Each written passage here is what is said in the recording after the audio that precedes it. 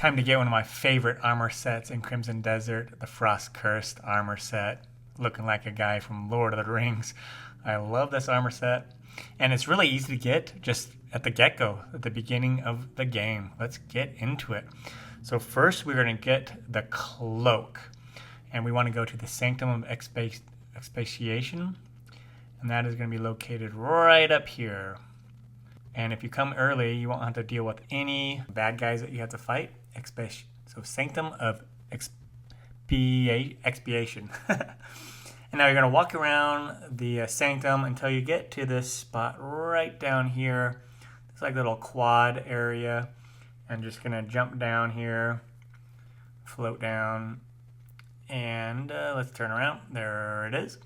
And then if you look over to the left here, there's this little open corridor. And then there's some brambles there, and you're just going to do a little blinding light flash, and you're going to burn away, or focus that light and burn away those brambles. Okay, and then wait for those to die down, and then you're going to crouch down, and then you're going to just crawl through there. Over there you can see the treasure chest on the right there. Now you're going to just work your way through there, and then we are going to get to the treasure chest, and then open that bad boy up, and you'll get the cloak, the first piece of our armor set. Pretty easy, pretty painless. Again, if you do this right at the beginning of the game, you won't have to worry about any bad guys, and so it'll be easy peasy. And you won't be able to get out this way because there's a little trap there, so you're just gonna go to this nexus and just fast travel your way out of there, teleport out of there. This cloak is awesome because it has ice resistance of level 5. It's really good to get this early on, so then when you're going around in the frozen parts of the world, that you'll be well taken care of from the elements. Now the next place we want to go to is just really, really close to this one, and it's this place right here, and it's called Chattering Rocks. There's also a nexus straight over there, and it's going to be right here, right south of the Sheltering Rocks. And so just come over here to Chattering Rocks, and there you're going to walk around till the bottom part of it, and there's just going to be this place right here, this doorway right here. So it's just south there on the south end of the Chattering Rocks, and then you're going to burn away these brambles with your focus light. And then you're going to go inside and you'll find that chest. And this is going to be the helmet. And this is the classic, awesome Lord of the Rings style looking helmet. There you go. Let's put that bad boy on. We're going to look at the stats here. And that has health of 0.2 every 1 second. And it's defense of 5+1. There we go. Pretty awesome. Let's put that on. And now we want to go for the boots. And the boots are pretty close to this location as well. So let me show you where the boots are on the map here at this waterfall. And it is here on the map. Let me show you where it is. Right here on the river.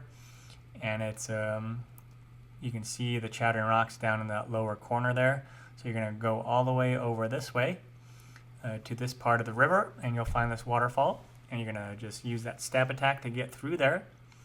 And then we're going to be in this little area, and you'll find the treasure chest with the boots. And also make sure to pick up that refined Palmer pill, because that'll come in handy later as well.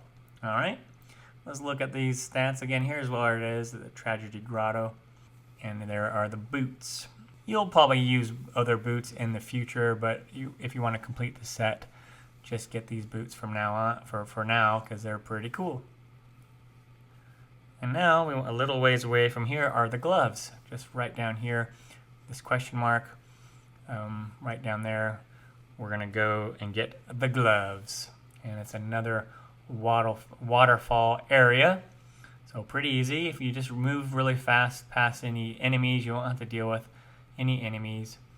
And then we're going to go right over here to this waterfall, and then go right up to it and use that stab attack and get on in there. And then here you go. There is this chest, And then we can get the gloves out of here. And there's other chests in here, so go ahead and pick through those and get all the different stuff in here. That polymer pillar as well. Make sure to grab that. All right, and there we go. There is our plate gloves. Cool. And there's the location again, once again on the map. And then here are the frost plate gloves. A lot better than the Canta plate gloves.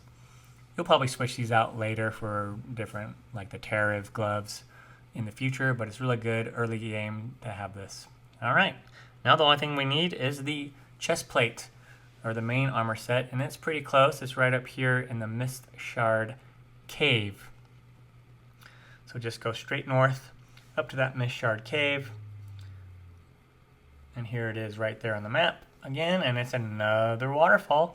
And this is also a gold mine. So make sure that when you're in here to mine that gold ore, because you'll want to use that later to make gold bars. Okay, you're going to have to force palm that little rock, and then you'll be able to get in there. And then, here we go. Let's walk on in. I'm going to get out my lantern. All right, and there's the chest.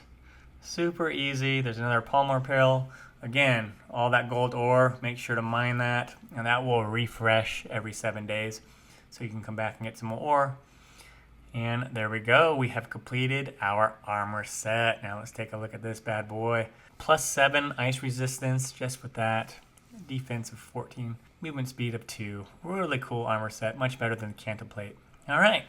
Now we need to get the bonus, which is the sword, which kind of goes along with this set. It's the and it's up here at this tower right here, the Spire of Frost. Okay, here it is on the map. And now you're gonna just run straight up here,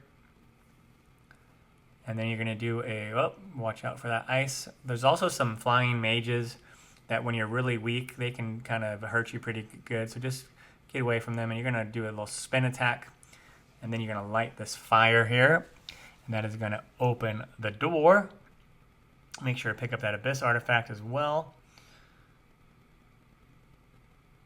And then go on in. And then underneath the staircase, you'll find that sword, the Frozen Anguish. It's a great early two-handed weapon.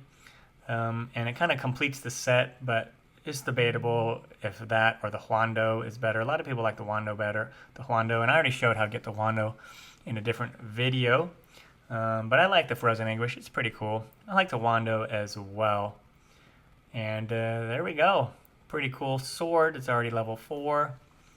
And see, I have the Huando right there as well. So it's up to you which one you want to use. They're both pretty awesome. All right, and there you go. Hopefully this was helpful for you, and I hope you enjoy using this awesome armor and weapons. Now let's go test it out on some enemies. And this War Spike area is kind of it's a cold region, and so it's really nice to have this armor before you do that, so you don't have to worry about it. Also, the Stag Lord, if you're fighting the Stag Lord, he's going to be in the frozen area, so make sure to have your armor set before you go against him, and that'll be more helpful. Take care and happy gaming, everyone.